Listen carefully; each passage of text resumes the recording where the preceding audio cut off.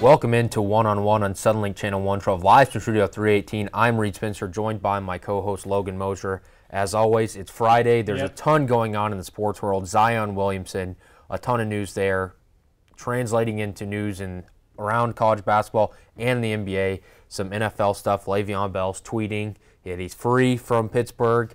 There's stuff going on in baseball, kind of, sort of, that we can touch on. We will get, I guess, into Zion Williamson, but by the way, Robert Kraft, as our NFL insider, I guess now. It switches between MLB and NFL, but Robert Kraft, according to TMZ Sports, there is an arrest warrant issued for him in a prostitution sting. He is apparently on camera, and so he will most likely be charged with a misdemeanor and have to appear in court, but that is not a good look for the owner of the New England Patriots. No, absolutely not.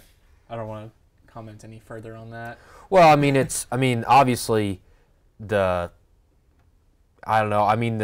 facts of the matter is what he did was wrong, and he's going to be charged for it. But, with that, obviously not getting into the details of the matter, it's bad look for the organization and the NFL because outside of Jerry Jones, he really spearheads every committee, really. He gets things done in the league alongside Jerry Jones. So that is not a good look for Robert Kraft. But,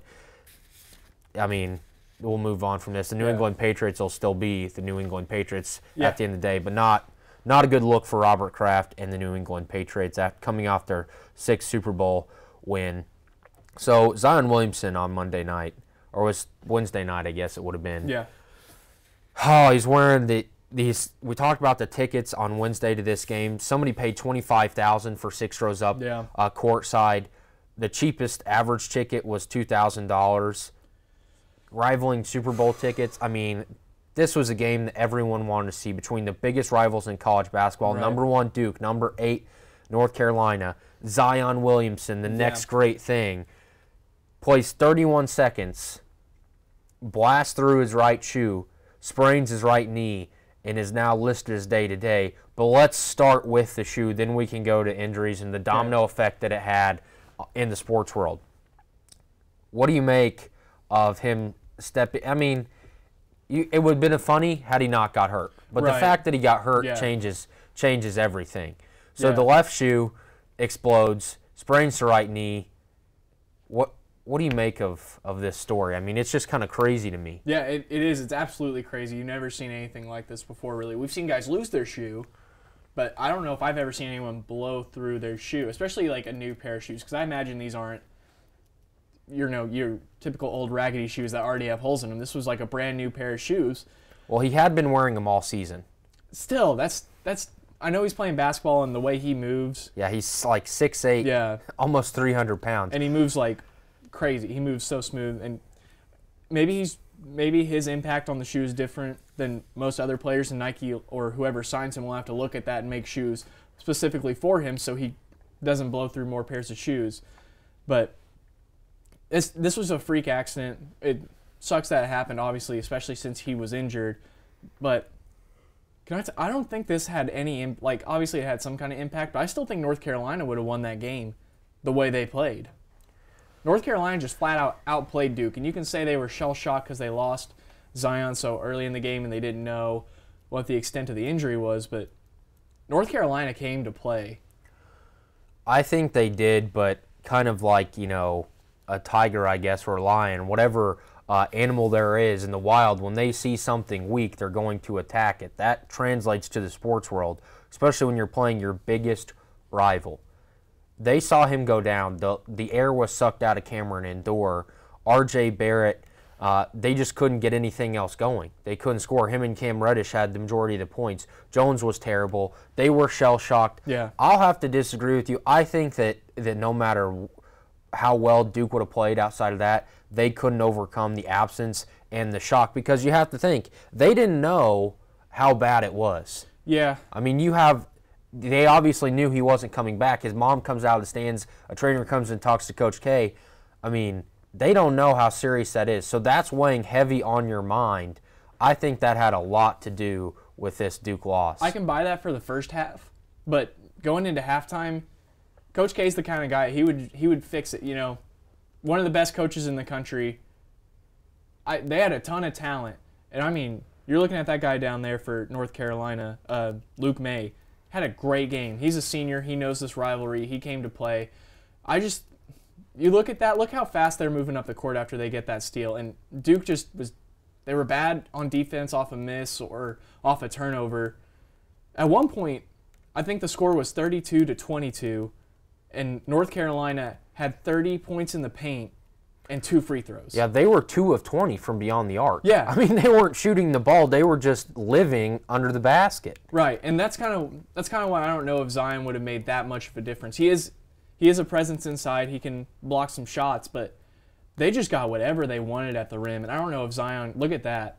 That was so easy. I don't know if Zion could have stopped all of that. I think North Carolina just, like you said, capitalized on a bad situation, and they blew Duke out of the gym.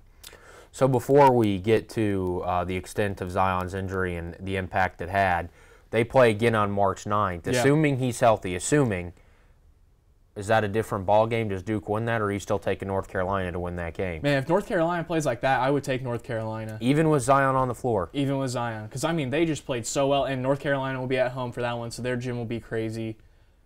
They took the Cameron Crazies out of that game. They took the crowd out of that game in Duke. And like you said, R.J. Barrett and Cam Reddish had the majority of the points.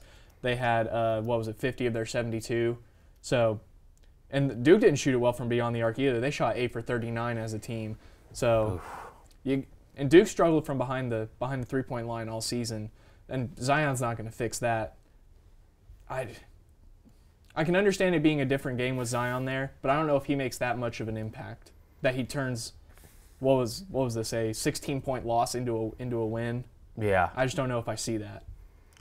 I mean, it's hard to say. It just feels to me like, the personality of Duke was just taken away and the excitement. But imagine being the guy that paid $25,000 and seeing 30 seconds of the reason you paid $25,000. He's listed as day-to-day Zion Williamson is. He burst through the Paul George shoe. Let's get into the injury before we get on into the impact of, the domino effect that because there like 5 different discussions came up about this injury. Let's talk about the injury. He's listed as day-to-day. Not a doctor, obviously. Coach K's optimistic. I don't think Zion Williamson should ever put on a Duke uniform ever again. Yeah. For his financial sake, I completely agree. But I think it depends on how he feels if he wants to win a championship in college, if that matters to him whatsoever. Because with him on the court, they seem like they have a real chance to be one of those national title teams. But this is also one of those Duke teams, we've said it, I know off air quite a bit. This is the kind of Duke team where Coach K gets beat in the second round. Yeah. It's the teams that don't have the superstars, that have like the guys like Grayson Allen, the guys that stay 4 years. Even though the last time they won it, I believe Grayson Allen was a freshman. Yeah, and he was the reason they won it in that game against Wisconsin. Right. But this just doesn't usually look like the Duke team that could win it. But I think they'd have a great chance to make a run if Zion does come back. I don't know if I would, though, if I'm him. I kind of agree with you. Just, you're the number 1 overall pick. Get healthy. Get your money. But to be fair, though, if the Knicks get the number 1 overall pick, they would have drafted him if he had his leg amputated. They need someone like Zion. So I think he'll be the number 1 overall pick regardless of if he comes back, if he doesn't, if he's 100% or not going into the draft. But for the sake of college basketball and for the sake of our fandom, for what we want to see in the tournament, you want to see him come back. Right. But if I'm Zion's, a family member or a friend, I'm going, this was fun. It was great. But you've got an 8. If he falls past 16, which this is just a knee sprain, that's not going to happen. Yeah, there's no way. Even if he tore his ACL, I don't think he's getting past 16. If he does get past 16, $8 million insurance policy kicks in. So he's got a bit of a safety net. But he could, we're talking, he's Jordan LeBron type level stuff in his hype. Yes. You don't know if that's what it's going to translate to, but the hype around him is the level of only LeBron James and Michael Jordan. Especially for coming out of college, Kevin Durant and Greg Oden, those 2 guys were really hyped up. Anthony Davis was another one. It's really hard. I guess you could say Trae Young had a lot of hype coming out of last year, but it was nowhere. I don't think it was anywhere near this. It's hard to think of a guy coming out of college that has this much hype, and he's had this hype since he was in high school. So everyone used to watch on Instagram all the dunks he had in high school, and that hype has increased probably tenfold since he got into college. So he will for sure be making a lot of money in the NBA. But there's obviously some people that disagree with us. People think he should go out and play. One of those guys. I don't know how you feel about him. Charles Barkley. Do you want to hear what he had to say about this? Yeah, let's listen to what Charles Barkley had to say about Zion Williamson. When we get to the point where you got clowns on television saying, oh, don't play, that's what you do, Ernie. That's what we do. We play basketball. Charles Barkley never won a title. Yeah. I get it. Charles wants that, and I get that's what you do. We play basketball. There's 5 games left. Zion Williamson's career should not be defined on the final 5 games and missing the ACC and NCAA tournament. That's a joke. I could understand Charles if he was in the NBA already. If they were talking about shutting him down, but he's a member of the Knicks already, I could understand him saying, if he's healthy, come back and play basketball. But Zion Williamson, he doesn't go cash a check after every game. No. He doesn't make anything off of this. He has no incentive to come back and play for Duke. He signed a letter of intent to play for them, so, I mean, maybe you could argue he has an obligation to come back. But if he's not healthy, don't rush yourself back. So if I were him, Shaq had a worse take. Shaq said he should stay an extra year. Oh, yeah. I mean, that's a clueless thing to say. This guy, what did we just say? Actually, I'll read you some things this is how prominent he is. Nike's stock dropped 1.8%. That's over $1 billion. Shaq and Charles Barkley are worth a lot of money. Zion Williamson will be worth more money, be worth more hype than those guys combined. Yes, Shaquille O'Neal that won championships with Kobe, won championships in Miami. He is a legend. So is Charles Barkley without the titles. But for you to say, hey, you should stay an extra year, for what? For that psychology credit at Duke? No one cares.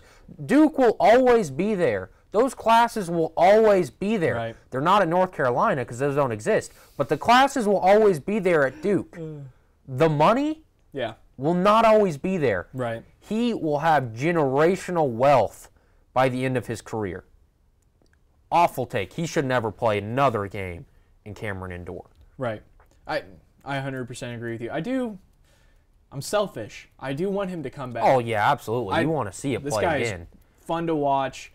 I think SportsCenter would be in a lot of trouble if he doesn't come back, because what are they going to fill all that airtime with if they're not talking about what Zion did for lunch that day or whatever?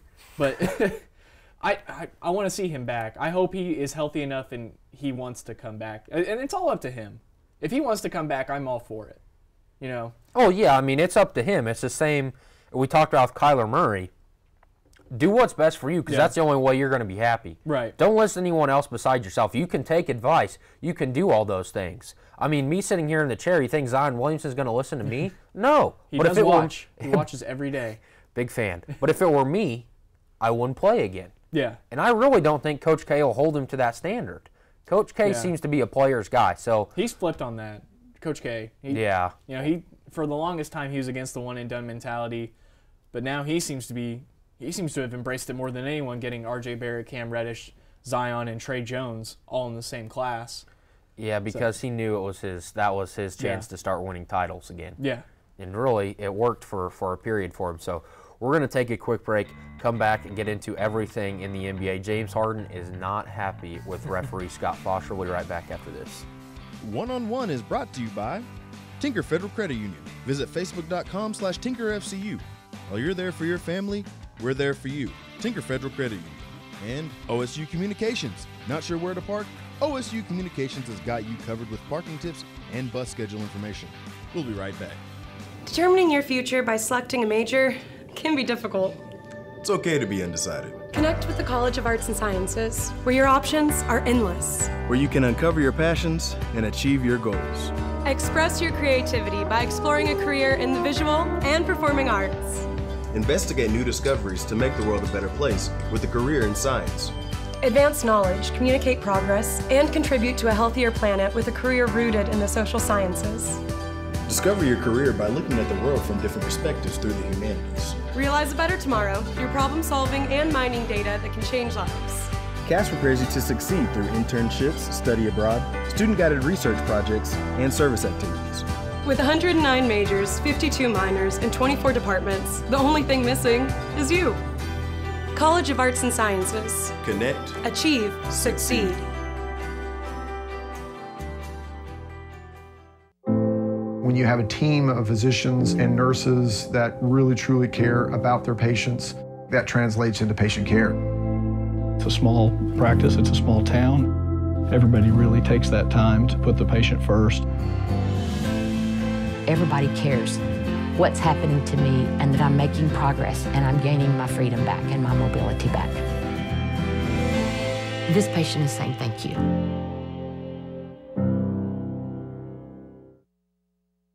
This spring, I invite you to shop in downtown Stillwater. Downtown Stillwater is home to locally owned shops, boutiques, eateries, and dependable professionals that you can trust. Find the perfect gift for your graduate, have a delicious meal with mom, or just stop in to enjoy great spring savings. By creating a demand for local goods and services, you can ensure a place for the local businesses that help give our community character and keep it unique. On behalf of Downtown Stillwater, thank you for shopping local.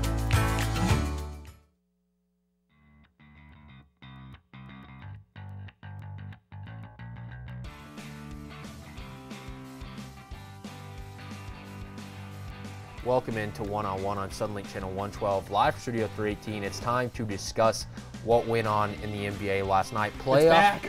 LeBron Finally is activated. He is. When I read that headline, Logan, I laughed. I'm stupid. Because he was activated. And quite honestly, for 3 quarters, it didn't look like it was. Yeah. LeBron James drops 29 points in a 111-106 win over the Houston Rockets, but even then, that wasn't the storyline. James Harden is a little ticked off. He got 32nd straight game of scoring 30, right at 30. Yeah. He fouls out, 4 offensive fouls called on him. Yeah. Scott Foster, the referee, everyone, there was a poll in the LA Times. He's the least liked, a really respected referee in the league, voted by coaches and players. This was not a good look. By the way, Chris Paul also was teed up, fouled out. Yeah, that makes sense. But by the way, the foul call that was called on James Harden that fouled him out was not called by Scott Foster. Right. But does James Harden have a legitimate point about what happened last night and what happened really for the last couple of years? Because the last time he fouled out 2 years ago was with Scott Foster getting a game against the Clippers. Yeah, and I mean, if everyone agrees that Scott Foster is the worst ref, I think James Harden has a point. And I've heard of Scott Foster before, obviously, and it's never been for... Anytime I hear about Scott Foster, it's not because he did a great job and people appreciate what he does. It's always because he got in a fight with Chris Paul, or like this, he did a bad job and James Harden fouled out, or this or that. And it's always someone having a problem with how Scott Foster officiates the game. I think there's a legitimate gripe there. And I mean, I think the NBA, I don't know if they have to look into it and investigate him, kind of like Tim Donaghy, who's obviously I don't think he's doing what Tim Donaghy did. But no. I think you have to evaluate the calls he makes, if they're right or not, and make a decision. Because if everyone, including coaches, have a problem with him, there's a problem. You know what I mean? Yeah. If it's just James Harden or if it's just Chris Paul, I could be like, yeah, maybe, I don't know, it's probably nothing. But if he's the most hated by everyone, I think you have to look into that. The quote here from James Harden after the game. I always say that's when you get your best quotes and reactions is in post game. This is the quote from James Harden last night. Scott Foster, man, I never really talk about officiating or anything like that, but just rude and arrogant. A big problem that he has with him is the fact that he doesn't communicate with the players at all, or the coaches. Yeah. Adam Silver's a really good commissioner. And things like this, you've seen officiating problems, woes in the NFL. You see it now in the NBA. But what does Adam Silver have to do to fix this? Because you can't just fire him because the players don't like him. Yeah. You have to break it down more than that, see where he's going wrong. But you have a meeting with him. Where do you go from here if you're Adam Silver? Because this has to come from the top. Right. And, I mean, they've tried to have a meeting with the refs before. Remember last year how bad it got? Yeah. Yeah, that doesn't seem to be the case this year with all the refs, but, you know, reports are saying he doesn't talk to people. Like you say, he doesn't talk to people. He'll never admit he's wrong. He'll never give any leeway. It's his way, and that's it. So I think if you're Adam Silver, you have to sit him down and say, hey, look, you have to be willing to at least listen to these guys. Don't let them berate you and, degrade you as a human or whatever. Don't let them tear you down. But I think you have to be able to listen to their side of the story and go into halftime and look and see, be critical of yourself.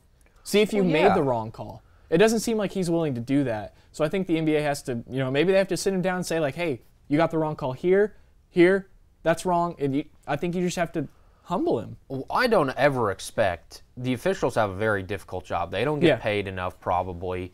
No one really respects them. 6 figures. Well, I mean, compared to the players. Oh, yeah. But obviously it's a whole different game. But they're the least on the floor. They're paid the least. Yeah, for sure. But if you're looking at the officials, it's a very tough job. But there's no way, Logan, you don't wake up and do everything right. Very close, but no I don't one. fall. Well, you still got a lot of life left, and you never know. But you can't reasonably expect a human being to get every call right, do everything right. That's just unrealistic. Right. But you better get the majority. And when I say the majority, 9 calls to 1 bad call. It has got to be right most of the time. Maybe even higher than 9-1. Scott Foster's not a 9-1. No. I mean, how bad for you if you are in the finals? You're Thunder's fan. Thunder in the finals. You see Scott Foster. Are you worried that he's actually going to screw up a game of that magnitude? Absolutely. There are certain guys that you hear their name and you're like, I don't want to watch because I know how they officiate. And he's one of those guys where you look and if you're on the wrong side of it, it's a disaster. It's like for me when Ed Hockley would call a Chiefs game. It's like he cost the Chiefs 2 playoff games. Yeah. It's like I would get sick to my stomach. And to make it better, now his son's an official. So when I turn on the game on Sunday, his son's there, and I want to throw up. I mean, you can't have this in the game. You can't have players. James Harden's probably going to be fined. I don't blame him. Yeah. Chris Paul, when he spoke out about Scott Foster last year, didn't get fined. But I think James Harden now is probably going to get fined. He seems to think that he has a personal vendetta with the Rockets alone. Yeah. I think the rest of the league would disagree with that. I think everyone thinks that he's just bad at his job. Yeah. So, I mean, it was obviously... Did I tell you that he's best friends with Tim Donaghy? The disgraced ref that loved to gamble on games? The Pete Rose of basketball? Yeah. Yeah, not shocking at all. Yeah, so, I mean, that just speaks to his character, I feel like. Well, I mean, they've got to do something about Scott Foster, but he's still going strong. Last night, though, I want to say, we'll talk about what the Lakers are able to do and where they're going forward on that 111-106 loss. As we said, LeBron says playoff James is activated. Harden can't reasonably expect to get the calls versus LeBron James, right? Yeah. I'm not saying it was right or wrong. I don't think it was a terrible call on the charge. Are you talking about the charge? Yeah, I mean, it was probably could have gone either way. Yeah. But, I mean, it's big because it fouled him out. Yeah. It's LeBron James. Right. I mean, Harden gets calls that go his way all the time. I mean, he walks all the time. But don't expect to go in at LeBron James and the call to go your way in that moment of a game. It's simply not going to happen. Yeah, because, stars get the calls. And when you have 2 stars like this going against each other, there's levels. LeBron is obviously at the very top. James Harden's like right beneath him. But LeBron James is at the top, so he's going to get those calls. And when was the last time we saw LeBron take a charge? Last year's playoffs or something? That is, like you said, playoff LeBron is activated. 29 points, 11 rebounds, 6 assists. Down 16 in the third quarter, right in the third quarter. Led a big comeback. So it's... I think we're going to see... Do you think the Lakers are going to make the playoffs with playoff LeBron? Ooh, I don't know if he can do it with that team. It'll be tough. I don't know. I mean, it wouldn't shock me. I don't think they're going anywhere. I mean, they're not... They may make the playoffs right now. They got 24 games left after last night. They're sitting here still. 2.5 games back from the LA Clippers in 8th and 1 game back from the Sacramento Kings in 9th. Which of those 3 teams is in the playoffs, Reed? I think the Kings will make the playoffs. That's kind of what I think. Now, if it comes down to LA and the Kings, you would certainly expect the Kings to probably fall out. I don't imagine the Clippers really. I wouldn't be surprised if they fell out of the picture. I wouldn't either. They seem to have sold off their team basically. They got rid of Tobias Harris. They got rid of Avery Bradley. They got rid of Boban.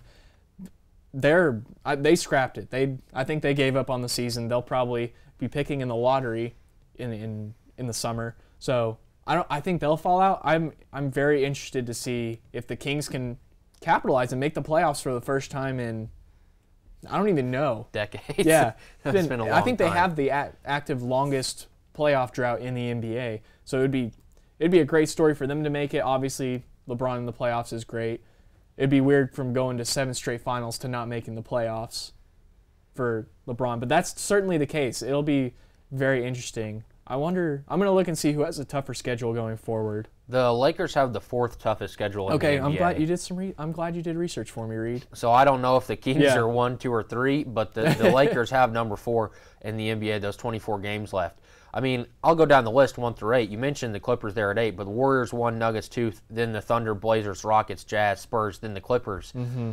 I really don't see a lot of movement in 1 through 7. It's that 8 spot between these three teams. So we're almost over 20 games left, and we know, basically. We just don't know that 8 spot. Right. But none of those teams in the 8 spot are going to make a run at a title. No one's going to challenge Golden State, even the top teams in the Western Conference. The Eastern Conference is a little bit different story. You have Brooklyn and the Pistons 2 games apart between 6 and 8, and then the Magic and Heat are a half game back of that 8 seed. So there's the Pistons, Magic, and Heat. Also the Hornets right there at 16.5 games. By the way, the 6th seed is 500 in the Nets. They're 30-30. Yeah. So I think that just speaks to the disparity that we still have in the conferences. Just a refresher, Knicks and Cavs officially out of the picture. Yeah, well, that's good. Actually, all of the Eastern Conference outside of Miami, Washington's only 20 games back, but you think they're done. The Hawks, Bulls, and Cavs and Knicks, historically bad basketball teams. But this, to me, is a moot point, really, because we're talking about these teams that could make the 8th seed, and it is a big deal if the Kings are able to make the playoffs in the Western Conference. So they're in the East, they'd be the 6th seed. I mean, the Western crazy. Conference, it's not as, I don't think the disparity between the East and West is as big as it used to be. Right. Especially now that there's those top teams in the East and, the Bucks, Raptors, 76ers, and Celtics. By the way, who thought the Celtics would be the 5 seed at this point in the season? Yeah, I think we both had them as the 1 seed going into the season. The Kings have not made the playoffs since 2006. That's a long, long time. So going on 13 years. Yeah. That would be big for the Kings to do that. By the way, that point, Draymond Green seems to think a Warriors-King rivalry is on the horizon. Believe that or not? I don't know if I'll call it a rivalry, but they do play each other, I think, 3 or 4 times a year. The Kings are on the way up. The Warriors are obviously the best team in basketball. We'll see what their roster looks like going into next year, but if the Kings continue on this trajectory, there will be a stretch where Kings-Warriors is the primetime game on ESPN or TNT or something like that. And I never thought I'd say that. Never. I never thought I would ever say that, but that's certainly a possibility going forward. I like what the Kings are doing. When they traded DeMarcus Cousins, everyone was like, it's over. They've officially given up. They traded away their best player for, Buddy Hield and a pick? That was the best thing they've done in 13 years. Right. So, Vlade Divac has somehow done the right thing the past couple of years. They're doing great things. Marvin Bagley's great. De'Aaron Fox is awesome. Buddy Hield has finally turned into that guy people thought he could be. They're young. They're exciting. I'm really impressed with what the Kings have done. And I know the answer to this, but I'm going to ask it anyway, so don't look at me like I'm completely stupid, because that will be a reaction. DeMarcus Cousins is a free agent after this season. The Kings are starting to turn the corner. Can DeMarcus Cousins sign with the Sacramento Kings? I don't think Sacramento would do that. Yeah, I'm kind of with you. I think Sacramento's more out on him than he is on Sacramento. I agree. And he wasn't happy leaving. I mean, he wanted to stay. Yeah. He was very upset that he got traded, but I don't think the Kings would take him back. There's always a chance. There is always that chance. But yeah, I'm kind of with you. There's potential there, but I don't know if I'd call it a rivalry. By the way, the Warriors have had 4 wins over the Kings this year by a total combined 12 points. So it's been close. But I think when it means the most, like if you were in a playoff series, the Kings would get, and that's a potential playoff series. I mean, you're looking at maybe the Kings getting that 8 seed. The Warriors undoubtedly are probably going to be the 1 seed. So we're going to take a quick break, come back and talk about everything going on in the NFL. Joe Flacco is going to be a Denver Bronco, and that makes me so happy. Get into more about the way Case Keenum feels about that, where Le'Veon Bell's going to sign, and who's going to throw at the NFL Draft. We'll be right back after this. One-on-One is brought to you by Oklahoma Christian University. Get your master's degree in accounting, business administration, theology, engineering, computer science, or cybersecurity from Oklahoma Christian University. Apply at oc.edu/grad. Oklahoma University is committed to offering the best graduate school experience we possibly can. Come learn and grow with us. And The Table. Stop by The Table on Thursdays at 8 p.m. to join their Bible study. Shoot Rachel an email at rachel@thetableosu.com for more information. We'll be right back.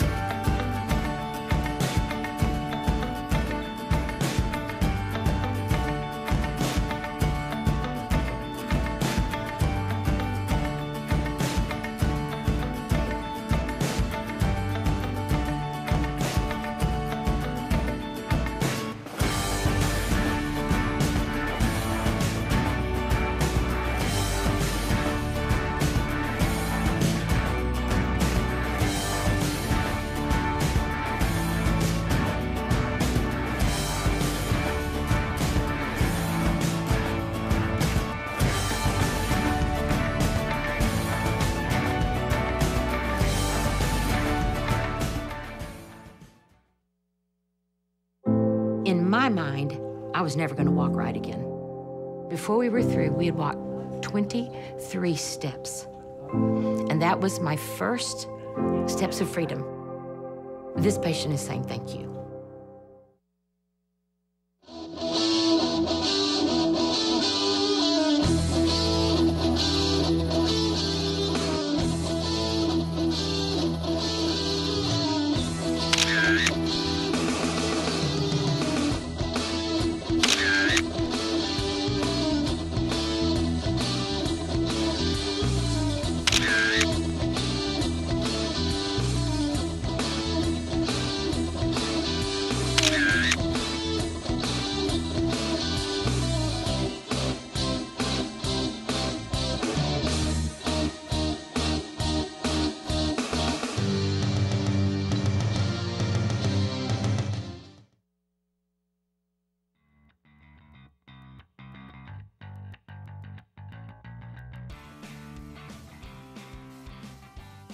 Welcome into One-on-One on Suddenlink Channel 112.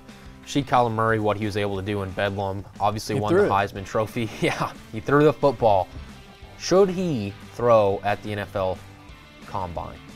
I was going to say draft, but you don't throw at the draft. You get drafted. But should he throw at the Combine? Because Dwayne Haskins, who's kind of rated, some have him above, some have him below, but they're probably both going to go in the top 10, I would think. Just the way the NFL works now. Dwayne Haskins is officially going to throw. Do you think that he would benefit from throwing at the NFL Draft? Yeah. I mean, how could it hurt him?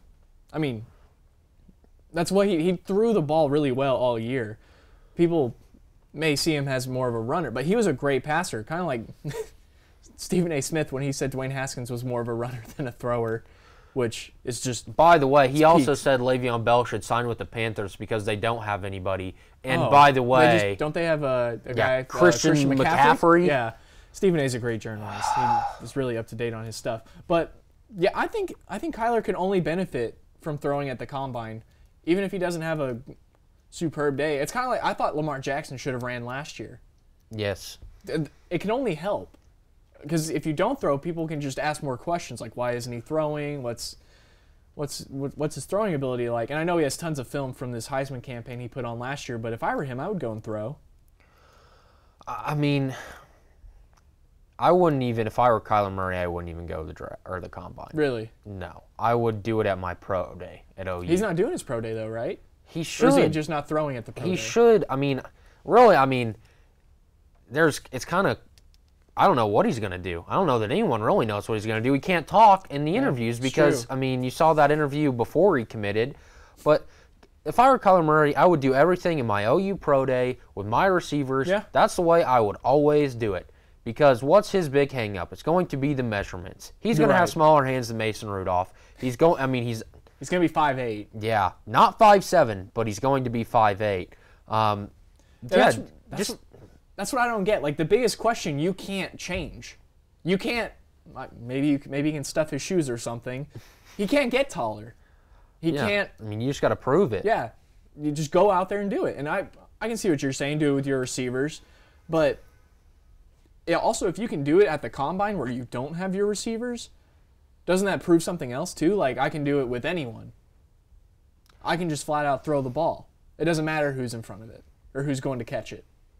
I mean, yeah, that's a point. I mean, they'll see right through it, but for guys like this, is maybe Dwayne Haskins, who hasn't, and him and Kyler only played 1 year apiece. Kyler had that time at Texas A&M, but everyone's going to draft him off this season and down in Norman. What do you have to prove? Everyone's going to draft you at that point. I mean, I just wouldn't do any of it. I wouldn't. Yeah. I wouldn't. When I first started this, when I started reading about this, I'm like, well, why wouldn't they throw? Well, now I think about why would they? Everything that they've had to sell themselves on was done on the football field. Yeah. Not in a skills competition or not in a test at the combine. Now, it should be for D tackles and stuff. When you're looking at agility, those things matter. But for skill guys, we've seen it. You saw what Kyler Murray did on the field. Defenders are faster in the NFL. Everyone plays in the league for a reason. There's people on scholarship at Power 5 schools that are really good players that don't have a shot at the National Football League. Yeah. They're fast. Kyler Murray's faster. I don't need to see his speed. I don't need to see his 40 time. I don't need to see him throwing. I've seen it already. It's remarkable.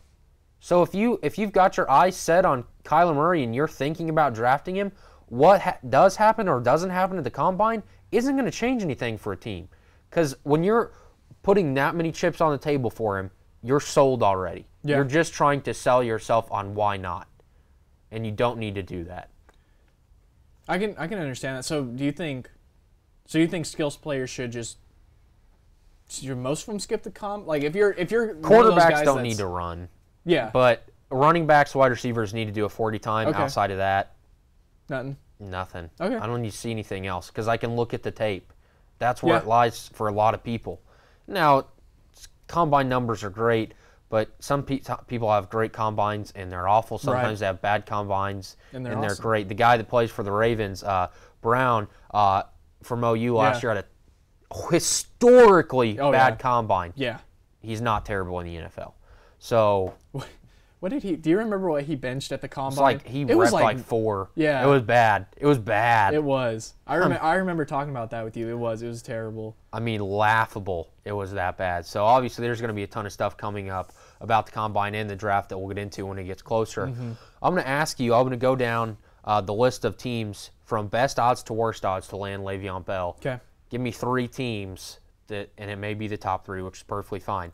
Starting Jets, Raiders, Eagles, Bucks, Packers, 49ers, Colts, Ravens, Texans, Seahawks, Steelers, and Patriots to finish out the odds.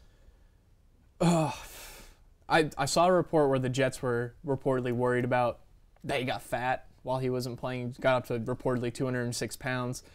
His agent came out and said that was not the case. The Jets have the best odds to land him, right? Yes, they do have the best odds. So, and they have the most money probably to give him, along with the Raiders. I think the Jets, he would work well with Sam Darnold. Take some of the pressure off Sam Darnold. How great would it be if wherever Le'Veon Bell goes, like if Le'Veon Bell waits until Antonio Brown gets traded and then just goes there? I think that would be hilarious. The 49ers, that'd be a lot of cash because they're paying Jimmy G as well. So it would be difficult to pull off. Yeah. Yeah, the Jets now with Adam Gase. I don't think that Le'Veon Bell is too concerned with winning a ring. I think he just wants to be paid. Antonio Brown wants guaranteed money. Le'Veon Bell wanted upwards of $15 million a year. Yeah. Turned down 13. I've never seen somebody tweet something like that by not getting $13 million. But the Steelers have, they're on their way. He's not coming back to Pittsburgh. They still can match that offer, but it's not going to happen. I think the Jets. I would love to see him in Green Bay. That would be fun. I don't think it's going to happen, but it would be fun. I would like to see him in Philadelphia. Yeah. Because, now I don't really care about the Eagles. They won their title, but, when you've got that window, that much talent, Doug Peterson, everyone thought they were dead in the water this year, and they played well in the playoffs. So, you looking at Carson Wentz, they're going to get rid of Nick Foles, but there's a lot of potential there. They're probably going to get rid of Jay Ajayi. Yeah. Get Le'Veon Bell. I think that would be great. I mean, in that offense. Yeah, he would do. Oof. He would be great. And that was something they struggled with. They didn't have a consistent running game this year. Yeah, I mean, because, they let LeGarrette Blount go. Yeah. Jay Ajayi was like, peace out halfway through the season. He wasn't happy. But they still made a run. They're a very talented football team. Darren Sproles may be coming back for 1 year. The grandpa, he may do it. But, yeah, I would love to see Le'Veon Bell in Philadelphia. Obviously, I think the Jets are the best odds. They have the money and the resources to go get him. Yeah. I think they will. I think so, too. On to the Rocky Mountains. You had Rocky Mountain High. I was hoping we'd have to go to break and we couldn't talk Brock about this. Osweiler. Phenomenal pick. Yeah, it was. Chad Kelly. That was at least the very last pick in the draft. Still broke into a house and got attacked by a vacuum cleaner. He really did. That happened. Your guy out of Memphis. John Elway, we talked when this trade first happened. They trade Joe Flacco for really nothing, but they have to pay him a lot. It's going to be a ton of cap hit. They're either cut a $7 million check to Keenum or have almost $50 million on the cap. What's the quarterback out of Memphis? His name's escaping me that they had to Trevor cut. Siemian? No, Trevor Siemian. No, Paxton Lynch. Paxton Lynch. Trevor Siemian. He was selling real estate in Chicago when he got a call from John Elway. John Elway can't find quarterbacks. But Case Keenum was shocked and disappointed by the trade talk, or by the trade. That's not official till March 13th, but he was disappointed. 2-year, $36 million deal. Why is he shocked? He's basically he's never unpacked a suitcase. Yeah. He's been in the league 8 years. He's a journeyman. I mean, why are his feelings hurt? I'm sure it's difficult to live this way in the league, but who's shocked? No one else is shocked. I mean, what did he expect? Did he think he was the real answer in Denver? I don't know, man. 18 touchdowns, 15 interceptions. Does that sound like the answer? 4-16? Is that the answer? Or not 4 and 6 and 10. Sorry, 4 and 16 is. That's not possible. Well, no, I don't think that's the answer. But no, he's not the answer. And but Joe Flacco's not the answer either. That's the thing. We don't have an answer. Case Keenum couldn't have been shocked if they go get Drew Lock at 10. Yeah. No one's shocked. They should. I would think. I hope not. I hope we draft 5 quarterbacks. I don't care. Oh, you would go 0 for 5. You've had a guy who's better at selling real estate, Paxton Lynch, who I don't know that he was ever really there mentally. Chad Kelly is a criminal. Seriously, he's a criminal. He is. Peyton Manning was throwing wounded ducks, got you Super Bowl at the end, but he was out. That defense I don't even count that. You could have gotten him to go to Denver. I could have gotten Peyton Manning to go to Denver. He said he wanted to go to Denver. All you have to do is make a phone call and be like, hey, here, come to Denver. And that's all it took. He did nothing. John Elway did nothing to get Peyton Manning. That should not count. And he inherited most of that roster to win that Super Bowl. He has done nothing. But he drafted Brock Osweiler. And brought him back. Yes. He got free. He got lucky, and Houston paid him so much money, he left, and he paid him to come back. Got traded to Cleveland. The Browns cut him, and John Elway brought him back. The Browns traded for him because they couldn't get players to sign there. They needed to get rid of cap space. They paid him to go away. John Elway is bad at his job, Logan. He is. Bad at his job. So bad. If he doesn't get it right this time, will anyone be shocked or disappointed when John Elway is canned? He can't disappoint me any more than he already has.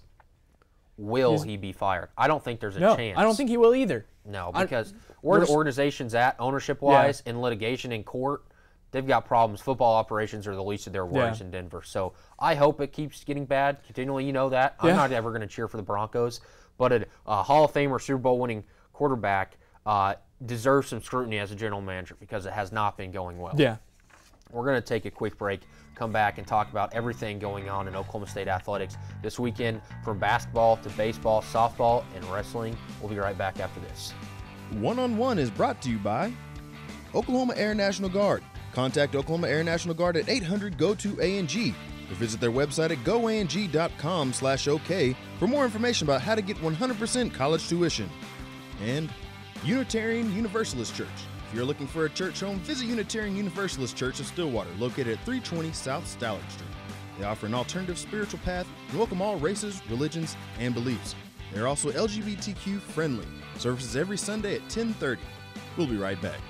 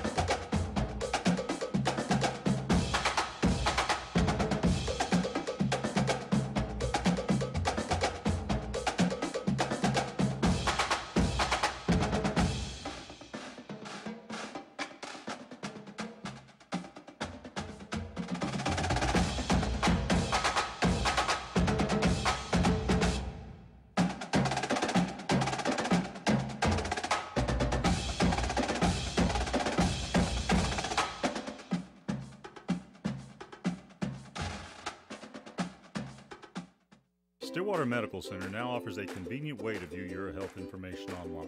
It's secure, easy, and free. Our hospital and clinic patient portals allow you to view results and reports, medications and allergies, track visit histories, view upcoming appointment information, and see your statements. To enroll, go to stillwatermedical.com and click on the patient portal link near the top right of the page. If you have questions, please feel free to call 405-533-6010.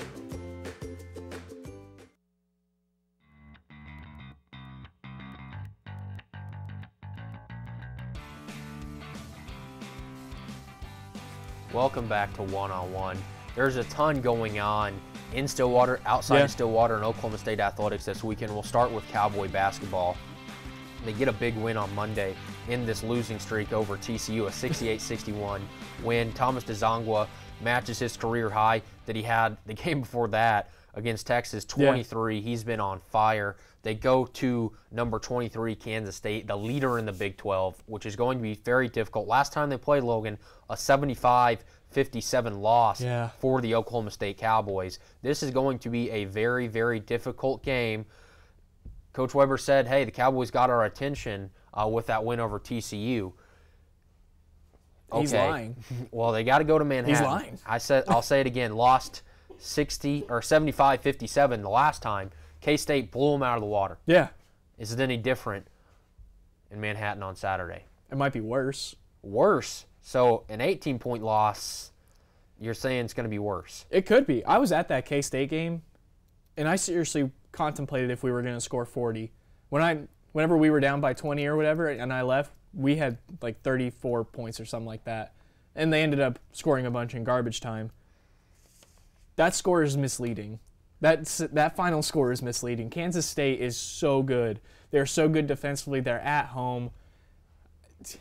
I cannot give the Cowboys a shot at winning this game. It's next to impossible. This is going to look great on Monday whenever when we I tag. Win. Yeah, when you get exposed. Freezing cold takes, I'll be famous. Think the Cowboys will win necessarily, but I think Monday in this week to rest, hopefully Cam and Lindy get a little healthy.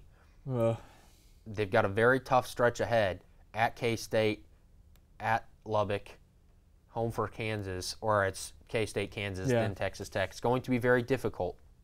Actually, no, it's not. It's at K-State, at Texas Tech, home for Kansas. Yeah. So they have a very tough 3-game stretch ahead, finish it off with Baylor and West Virginia. It's going to be difficult to win. I think it's an 8-point loss for the Cowboys on Saturday. I think it's another little run in the late second half that they can't sustain. I think it'll be close most of the game. Cowboys are coming off a win. They're feeling good. 8-point loss, though, but I think it's close the majority of the game. Thomas Dzongwa stays on fire. I don't know. I just want to read you the team leaders here. Okay. I'm going to have you guess who leads the team in field goal percentage, though. But points per game, Cam McGriff, 12.9. Isaac Likely's leading in assists per game. Do you know who's leading in field goal percentage? At 62.5%. Yornay? Luke Major. Oh, no. Gotcha on that one. Off the bench, leading the team at 62.5 in field goal percentage. But it's going to be very, very difficult for the Cowboys to get that win. The Cowgirls lose to West Virginia at home. They're still really struggling here, Logan. What do the Cowgirls have to do? Because, I mean, they're almost worse off than the Cowboys now. Their offense is stagnant. Oh, yeah. And that's what they have to do. They have to find some kind of consistent offense. They can't rely on one or two girls to go out there and combine for 50 or 45 or whatever. That's just not going to happen. I mean, their lineup has been – people have been coming off the bench. They have no consistency. Braxton Miller, she has struggled throughout this year. After last year, I was like, man, Cowgirl basketball is in good hands. She's a young player. She's really good. She's going to be a leader on this team. She was 3 for 16 against West Virginia, 8 points. Vivian Gray, 8 for 24, 23 points. But no one else sniffed double digits. No one else got close. Yeah, they need that 1-2 punch really to be able to win games. Last time they play Kansas at home in Gallagher-Iba tomorrow. They beat Kansas by 10 the first time, 72-62. Kansas is just below the Cowgirls in the Big 12. They are 2-12 in the conference. Cowgirls are 4-10. OSU overall 13-12 to KU's 12-13. So the little disparity there. Cowgirls are a little bit better, but you would think they would be able to put an end to this losing streak. You hope. 4-game losing streak here, Logan. 1 win in their last 10. So it's if they play like they have been, I don't know if they can beat Kansas. They're certainly, like you said, more talented. They're on paper, they're a better basketball team, but with the way they're playing, I don't know if they'll be able to do it. I certainly hope so. KU travel down to Norman later in the week, and then they have to go to Waco next Saturday. So it is going to be a difficult stretch here for the Cowgirls, but you've got to buckle down. Yeah. Maybe get an NIT. I'm not really sure. It's going to be difficult at this point. Certainly the NCAA tournament is out of the question. But some successful, some happy stuff, I guess. Yeah. Cowboy baseball opens up their first home series. They got their first home win over Little Rock on Wednesday. First opener was canceled on Tuesday due to the inclement weather. But the Cowboys are taking on Wright State. Is there a chance they could sweep this opening series here in Stillwater? I think so. I think we talk about it all the time. I think they have the talent to maybe sneak their way into the World Series. I think they're a really good baseball team, and we play in a really good baseball conference. So I really think they'll have no problem. I think they can sweep if they're, on their A game and they're taking this seriously. But I could also see them, winning the first one big, kind of going out, messing around and losing the second one and then winning the third one. But I certainly hope that they're paying attention to details and they win all 3 of these games. It's going to be good weather too. Yeah, if you want to host a regional or even a super regional, if you get to that point, obviously you're really going to want to do that, next year because you're going to be in O'Bray Stadium, a beautiful ballpark. Yes. But last season at Valley P, you'd like to send it out the right way. Right. Obviously, you got to have a lot of success in conference play. But if you really, really want to do that, sweeping Wright State and beating the Little Rocks is how you do that. That's something they weren't able to do last year. Right. They've got some guys on that team that went to Omaha as freshmen. There's potential here. You don't want to guarantee it, say, yes, they're definitely going. But there's potential here. But you have to beat the Wright States and Little Rocks, which they did earlier in the week. So, the Cowboys are hoping for a sweep. There's plenty of potential there, but baseball is a very tough game to win 3 straight. It's very difficult. Right. So we'll be talking about that on Monday. The Cowgirls, we should be on the softball team. I mean, they're in Palm Springs. I know. Last week they were in Clearwater. They figured it out. They know. We could cheer them on. Just put us on the plane. We'll be there cheering them on the best we can. They're 9-3 overall, winners of 5 straight. They're doing good things. Coach Gajewski, there was a lot of hype going into this. They went 3-2 at that Clearwater Elite Invitational. Now they're at the Mary Nutter Classic in Palm Springs. What a name. Yeah, they beat number 13 Arizona State 2-0 yesterday, shut them out. Beat North Carolina 7-5 today. The game's moved. First pitch is at 1:30 now. Moved 2 hours back against San Diego State. And then they take on number 14 Arizona. Yeah. These could be big wins. Get Colorado State on Saturday before they come home back to Stillwater. And then they do the OSU Tulsa Invitational. But you're getting a lot of good stuff from this Cowgirl softball team. They struggled a little bit. They lost to LSU down in Clearwater. They played some elite teams. They've already got 2 top 20 wins, the one over Kentucky and the one over Arizona State from yesterday. These are kind of like, what we talked about with Cowboy baseball. These are the ones that you really want to win. Right. You want to start strong and carry that momentum throughout the rest of the season. I think it's going to be tough playing a doubleheader, especially the second part of that doubleheader is a ranked opponent in Arizona. Like you, I hope they can win it, come back to Stillwater on a, what would that be, a 7 or 8 game winning streak? If they can win, it'll be a 12-game win streak if they can win out in Palm Springs. 3 more games. That'll take their win total to 12, excuse me. 8 straight wins, you're right, in a row. So hopefully the Cowgirls can get that done. Sunday, 2 o'clock, Gallagher-Iba Arena, where everyone's eyes in college wrestling will be on. Everyone should come out to Gallagher-Iba. It will be an electric environment. Tickets are $15. If you got your student pass, be sure to go. Number 2, number 3, both undefeated. The greatest rivalry in college wrestling, Oklahoma State versus Iowa. The Pokes lead the series 28-22 and 2. As I said, they're both undefeated. OSU leads the series in Stillwater 14-6 and 2. I'm just going to read you some facts about this. 57 team titles combined. Wow. 225 individual titles combined, 791 All-Americans combined between these two historic programs. There's a lot of bouts going on. Absolutely. There's several top 10 matchups. Obviously, the one that everyone's got their eyes on is not only Nick Piccinini at number 4 and number 2, Spencer Lee, the defending national champion, but at 133, Dayton Fix and Austin DeSanto. We all know how DeSanto conducts himself. Really quickly before we get out of here, who wins in Gallagher-Iba on Sunday? Cowboys winning in a close one. I'm with you. I think it'll be very close. Cowboys stay undefeated, get another undefeated season under their belt, looking for their 46th and their first undefeated season since 2005. We'll be back here to talk about everything going on in the sports world and a recap of Oklahoma State athletics. We'll see you Monday. Thanks for watching. One-on-One is brought to you by Tinker Federal Credit Union. Visit facebook.com/TinkerFCU. While you're there for your family, we're there for you. Tinker Federal Credit Union. And OSU Communications. Not sure where to park? OSU Communications has got you covered with parking tips and bus schedule information. We'll be right back.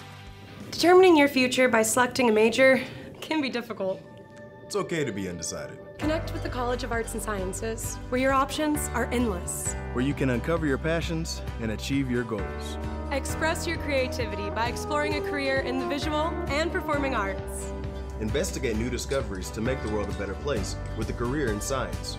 Advance knowledge, communicate progress, and contribute to a healthier planet with a career rooted in the social sciences.